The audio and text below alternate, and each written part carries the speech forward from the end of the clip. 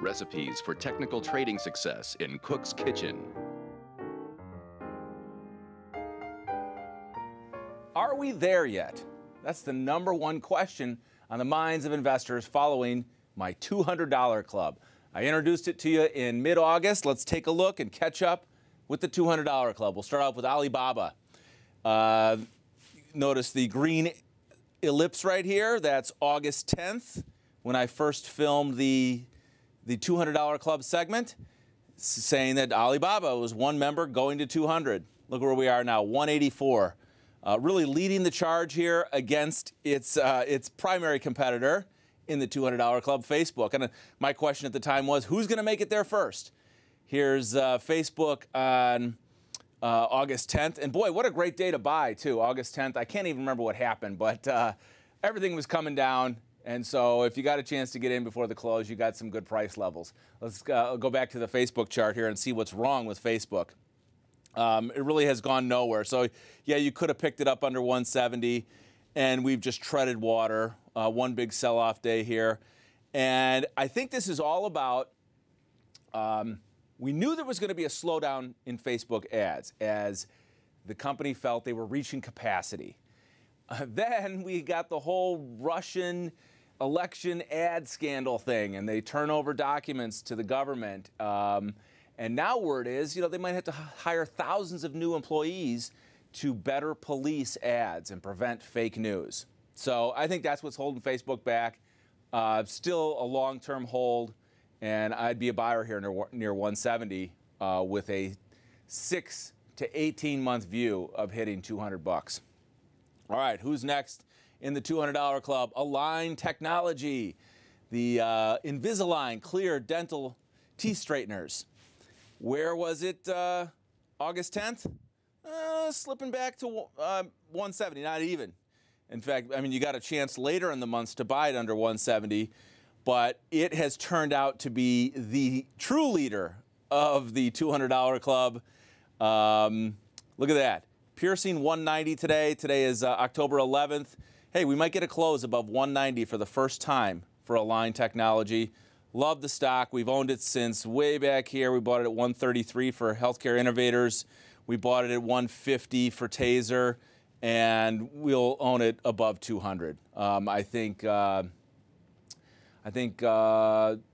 to think who raised the price target to 220. I don't know if it was BofA or Goldman. I think it was Goldman raised their price target to 220 on Align. All right. Next up, Lam Research. One of my favorite arms dealers for semiconductors. Boy, what a choppy chart this was to trade and hold. But we were buyers down at 115 and 125. And here's where you were on August 10th. Flirting, you got a dip below 150. And that was the day I filmed that, the first $200 club video, was your last chance to buy Lam Research under 150. What has it done since? Rocketed higher.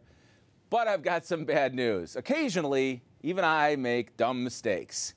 And though I never went short anything on worries about North Korea, maybe I played the VIX once in a while, I stayed net long growth stocks, as followers know. But a couple weeks ago, when North Korea said that they believed the U.S. had declared war on them and that they felt justified in shooting down any bombers that got too close, I thought, that's it. Time to get out of these chip stocks. The Korean Peninsula is going to be under, some extreme tension.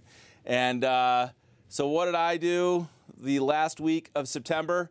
Right here on this dip to 170, I cashed out and sold my Lam Research and my Applied Materials on worries about the Korean Peninsula. Boy, was that the wrong thing to do, huh? Within just days later, Lam is up to 185. Exactly 4 days later, Lam is up to 185. So lesson learned there.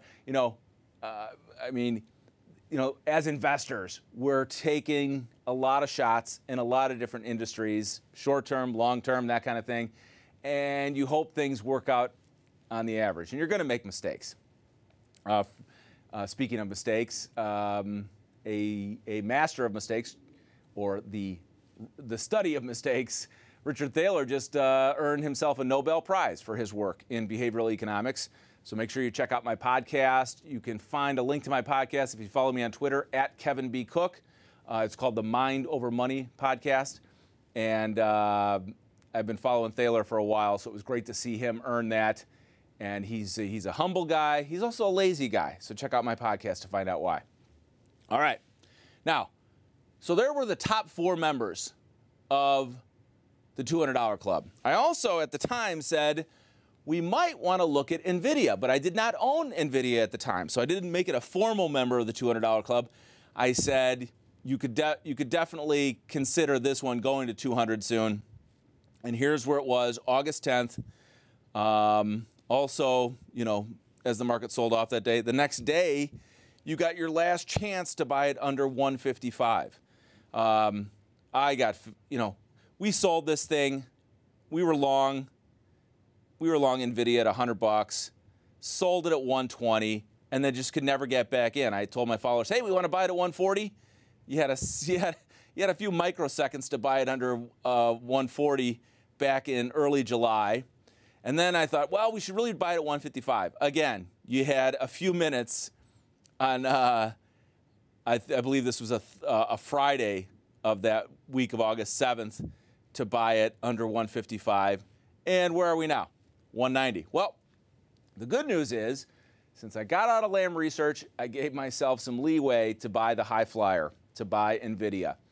And the way I looked at the chart and the price targets getting raised, Evercore ISI goes to 250 on the price target. I said, you know what? We're not going to get a chance to buy it at 165 again.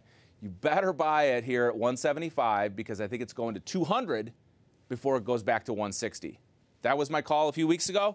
So that's what we did. We bought it here around 175 and making new highs here Tuesday and Wednesday above 190. Let's see if we can get a close above 190. And then so it's a neck and neck race, right? Between Align and Nvidia above 190. Who gets to 200 first? And Lam Research and Alibaba pulling up, you know, strong in the middle, and Facebook back in the rear. So one thing we should look at, though, let's look at the broad sector. Let's look at the semiconductors. This is an overextended chart on the semiconductors. Just, you know, I mean, they've had a great run. It's not, I mean, if you're a trader, short-term trader, yeah, you could take a short position in some semis or take some profits, you know. But look at the last time we had this run. They just clobbered it here. This is back in early June.